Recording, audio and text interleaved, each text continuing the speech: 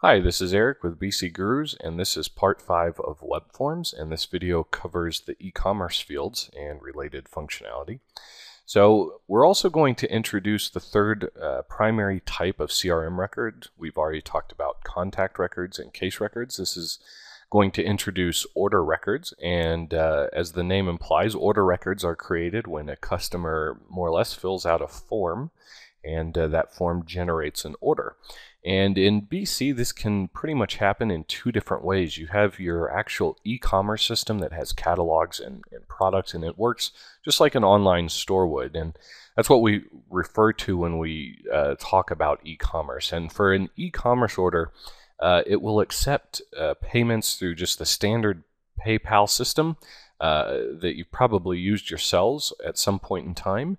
It can also be integrated with a payment gateway such as authorize.net. When it comes to PayPal, though, you have your PayPal standard, and then there's actually a couple different PayPal gateways. There's PayPal Website Payments Pro and PayPal Payflow. Those are actual gateway accounts versus just plain old PayPal. And sometimes we refer to this as seamless versus non-seamless gateways. The non-seamless gateway is what PayPal standard is, and that's and it's called non-seamless because when the user actually goes to check out, they're sent to the PayPal website where they fill out an additional form, and then once they fill that form out and make their payment, they'll be redirected back to your website. So it's that non-seamless experience. Whereas if you use a regular gateway account, all of the transaction processing happens directly through Business Catalyst, and the user always stays on your website. So that's the difference between regular old PayPal and a gateway, including the PayPal gateways. And that's for the online shop. Now, you can also create just these one-time payment systems. Think of something like a donation form for a nonprofit, or purchasing a ticket through the events module on your website, or even subscribing to a secure zone. These are what I'm referring to as generic payments, because all they are is a simple web form with the appropriate fields added to collect the payment information.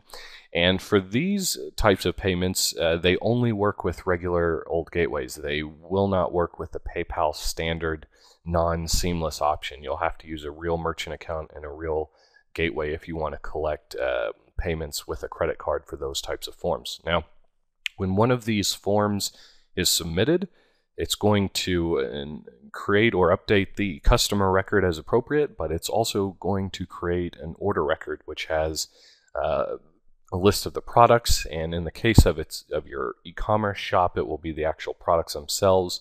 If it's just a web form that's collecting this payment, the order record's still created and it will still have products, but the product will be just the name of the web form. And so that's that. And then basically to get the order system triggered, the form pretty much needs two special fields added to it. One is the amount field, and the other is the payment method field. Now, when it comes to actual payment methods, this is the method of purchase, and BC gives you a couple different options. We talked about the credit card through the gateway, as well as PayPal through just the redirect to the PayPal site. There's also a collect on delivery option if you want to use that. There's a gift voucher option, which is pretty much what it sounds like. It's like a gift card or a gift receipt, or sorry, a gift certificate. And then there's also an option that's not documented very well in the official documentation, and it's the free option. And that comes in handy once in a while when you need to generate an order but not necessarily collect a payment for it. So there's the free option as well. Finally, in this video, we're going to talk about some customizations you can make that are pretty common on checkout forms and payment forms. We're not going to go into the details of setting these up, but we will include some resources and some examples as part of what you get with this video that kind of demonstrate some of this functionality. But things you'll see in a minute, when we add the payment method to a form, it adds all the different payment methods, and sometimes you just want to allow credit cards, and so you remove those unused payment methods. A lot of times, I'm sure you've seen it, you can make the customer's billing and shipping addresses the same by a simple toggle like clicking a checkbox so they don't have to fill both fields out. We do that with JavaScript. The amount field itself is the field that lets BC know how much to charge, and there's several options for the amount field. You can have it just open so that the user can actually type in the amount they want to pay you, and that would be common on something like a donation form.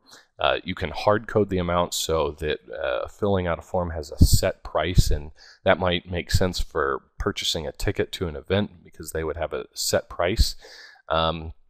And there's also some even crazier options where depending on certain other values on the form, like how many tickets they want or so forth, you may want to dynamically change what's going to be in the amount field. And again, that's done with some JavaScript techniques as well. Also, removing unsupported card types. BC by default will give you a drop-down list of where the user can pick which type of card they're using, Visa, MasterCard, and so forth. And a lot of the times your particular gateway or merchant account may not support all of those. And so you sometimes need to customize that field as well. And then finally, the CVV pop-up, and that's basically just the security code on the back of their card. And it's pretty common on web forms to have some sort of a link where a user can click so they can actually see a picture of that. You probably run into that yourself as well. And again, that's just a little JavaScript snippet that we sometimes add to provide that user interface. So let's go about setting one of these forms up and seeing how that all works. All right, so back in our admin area, we've come to the e-commerce payment gateway section over here. And this is a screen where you tell BC how to process your payments and select what gateways you're going to be using. Now, certain gateways only work for certain countries, so that's what this guy's asking for you here. And then once you've selected that, you can come down here and select one of the gateways that Business Catalyst is designed to operate with. If your gateway isn't on the list, you're more or less kind of out of luck. You can contact Business Catalyst and request support be added for that gateway, and they do that from time to time. But a lot of the popular ones are on here. And as you select these, it's going to provide different options depending on what gateway you select. That was the authorized.net gateway. You could select the PayPal Website Payments Pro, and you've got a few different options. And these are just telling BC how to communicate with your specific gateway. So you're going to have to refer to your gateway documentation to find out all this information and sign into your account and collect all this. Down here is the PayPal website standard options, and there's nothing to do with this drop down at all up here. This is where you go to configure PayPal when you're using it in just a non-seamless mode that we talked about on the slides. That's where you provide that information there. It's kept separate from the gateway section. Now, it's important to note that because this is a trial site and it hasn't been paid for, none of these options are usable right now. It even says that up here. You must upgrade to a paid plan before you can use that. It's a little inconvenient, especially when you're trying to test the site before it's launched, but before you can really go through that process entirely, you do have to pay for hosting and upgrade the site. And at that point, you'll be able to make selections here and actually save those settings. Back at our web form that we've been working with, just our test web form, we're going to go ahead and talk about adding the different e-commerce fields to this. And I've gone ahead and removed the extra fields we've added just to make it easier to see this stuff. But if we navigate to the e-commerce tab, you've got several different options related to order processing here. And as I said, we need the payment method option so we can designate what payment method the customer's going to choose. And by default, you're going to get all of these in a radio button, and I'll show you how to customize this. We'll go more in depth on customization in the video that talks about customization, but I will show you some very basic ones that are incredibly common. And we're also going to need credit card processing. And when you add credit card processing to a form, by default, it's not going to ask you for a minimum amount. And if you just add this form, that will allow the user to input any amount they want and pay with that amount. If you want to absolutely and strictly force BC to require at least a certain amount, which in certain situations is a good idea, you can put that checkbox on there and fill in a value such as $9, and that would require that the user enters at least 9 into the field. For now, we'll just leave it as a free entry box. And when you add the credit card processing, you get a lot of information on here: name, card number, the expiration date of the card type that I was talking about earlier, and then the CVV number. Now, certain gateways and certain gateways security options, depending on how you have that configured, will require some of these fields and may not. So sometimes you don't actually need the name on the card or the card type. It really just depends on the gateway. It usually doesn't hurt to include all of them though. But in many cases you can come through here and make customizations to kind of reduce the number of fields on this form.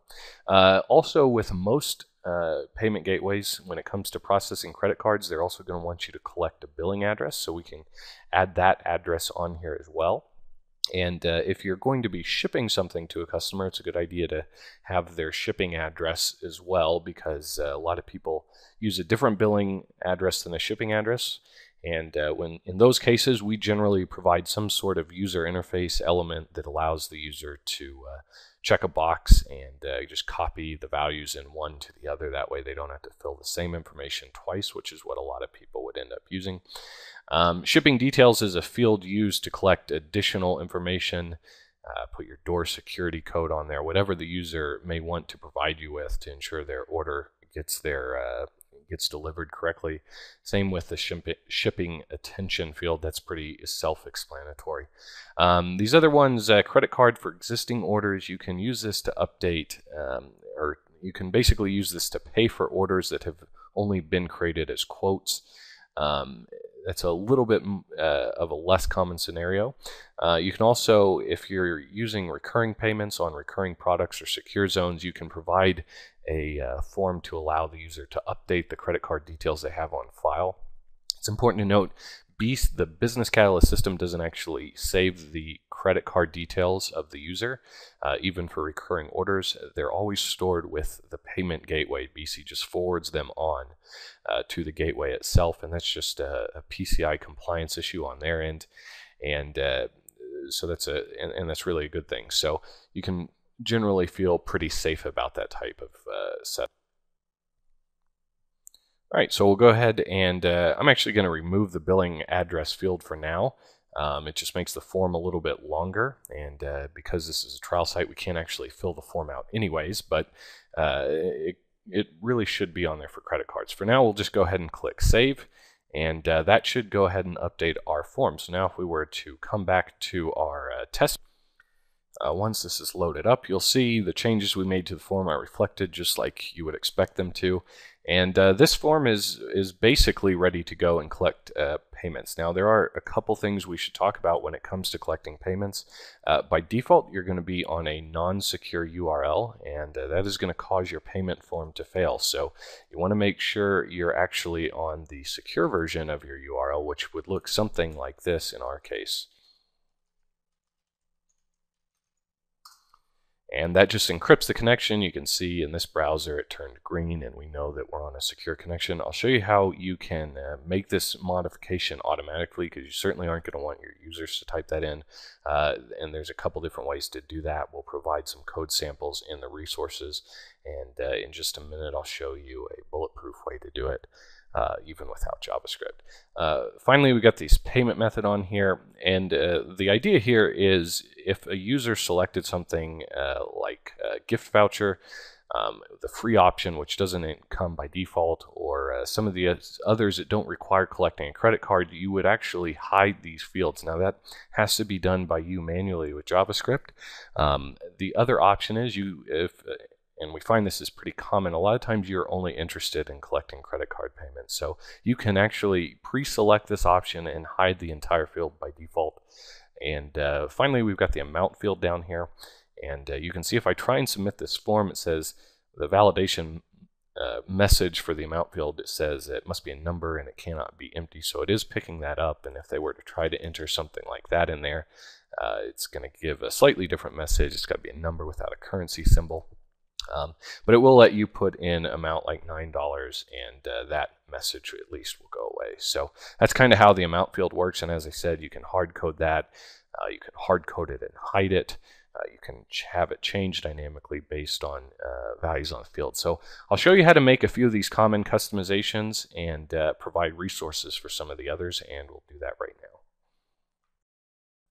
So we're back on our test page where we previously inserted our form as a module, as you can see there. Now, there is a better way to do what we're about to do, but for the sake of making an easier video to follow, we're going to go ahead and remove this, and we're going to reinsert the test form. And this time we're going to use the default option and just insert the form HTML code so that it makes it a little easier to access while we're just working on the form like this. So we'll go ahead and do that and save the form.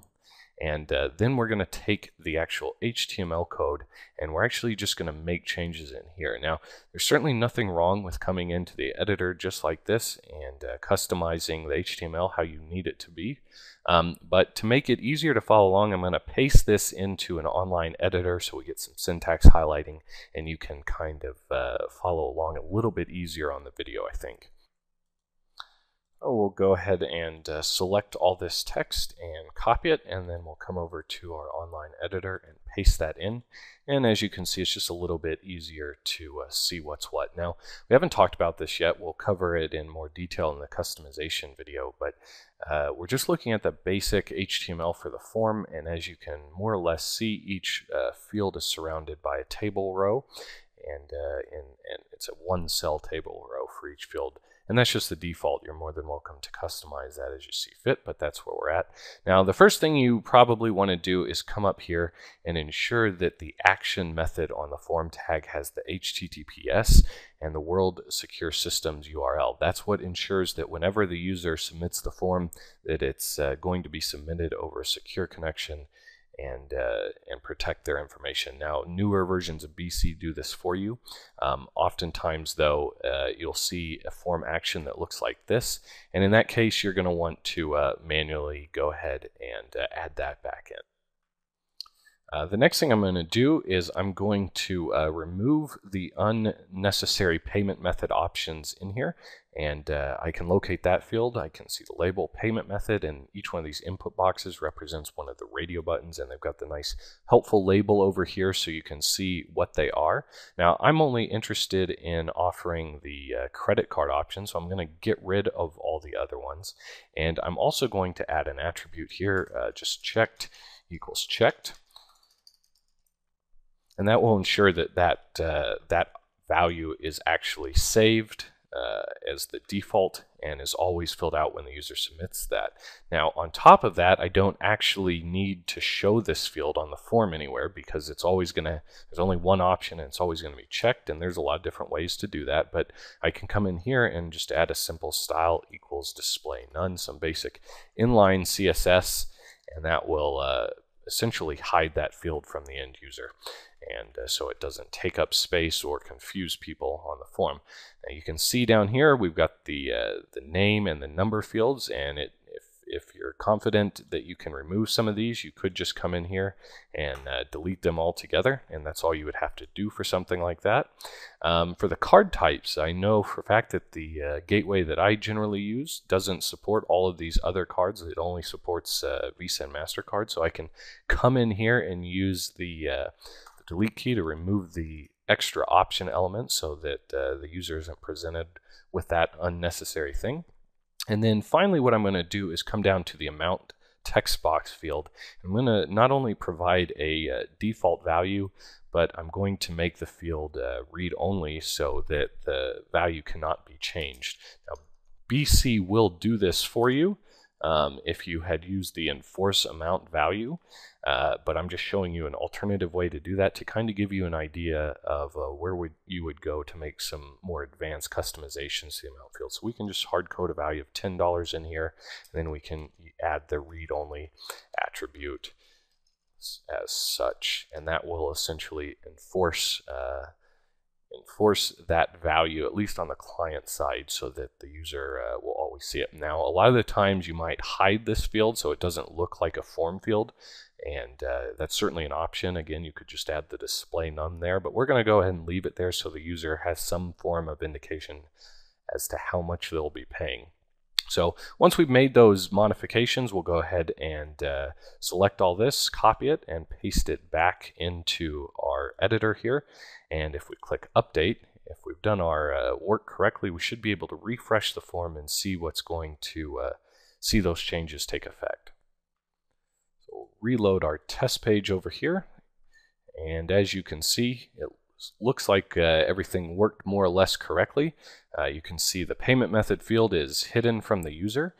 We've got an amount of $10 in here, and I can click on the field and it'll highlight, but I'm unable to change the value.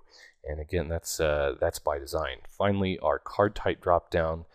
We've only got the Visa and MasterCard options on there. So this form is a little bit closer to what we might actually use for some sort of a payment form. So the next step is, of course, to submit the form, test it, and make sure our credit card processing actually works.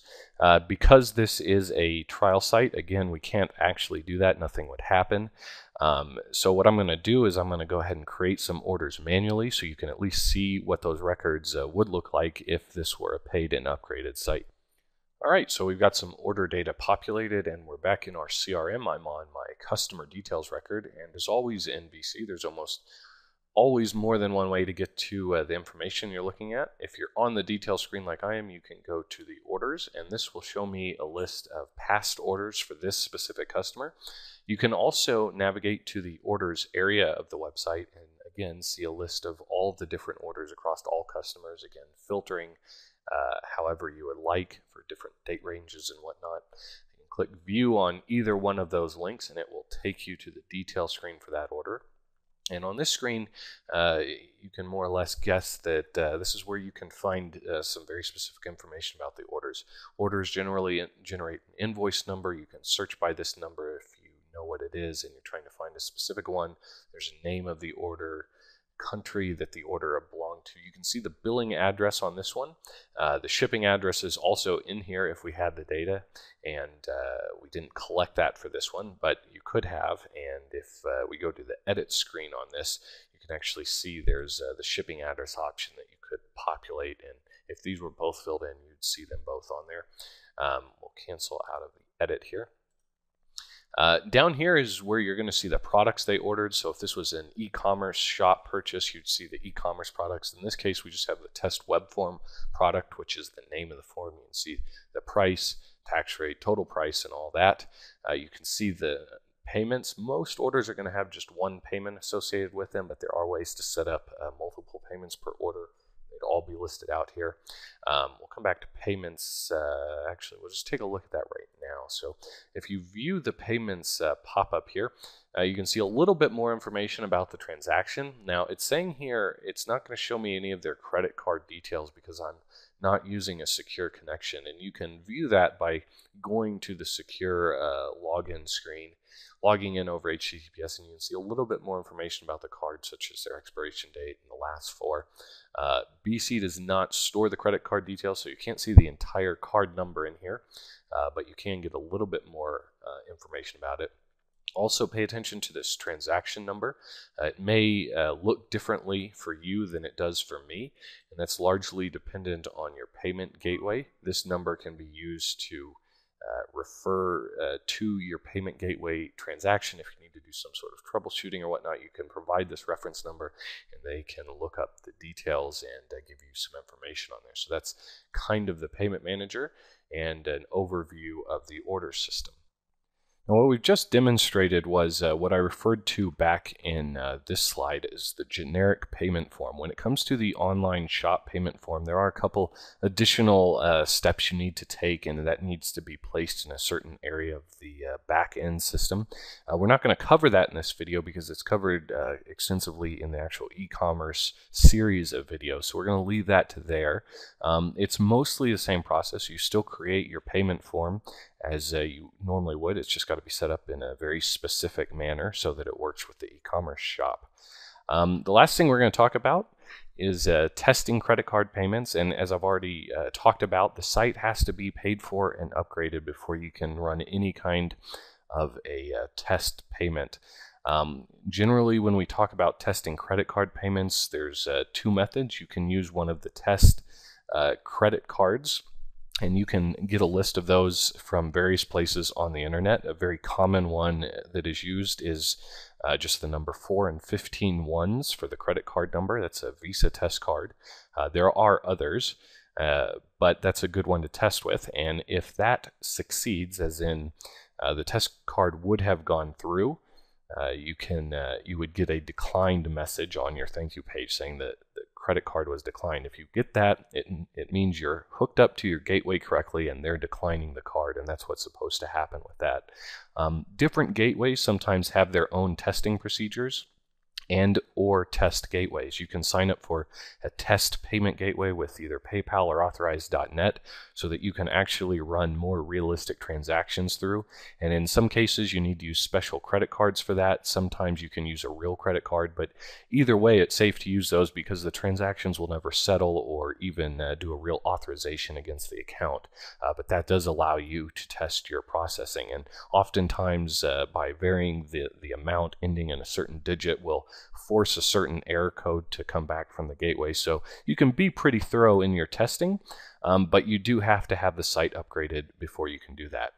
Finally, just some advice here. You absolutely want to test your credit card payments, and regardless of how you test them, you should really run a completely real transaction with a real card, a real amount, before you sign off on a site and deliver it to your customers.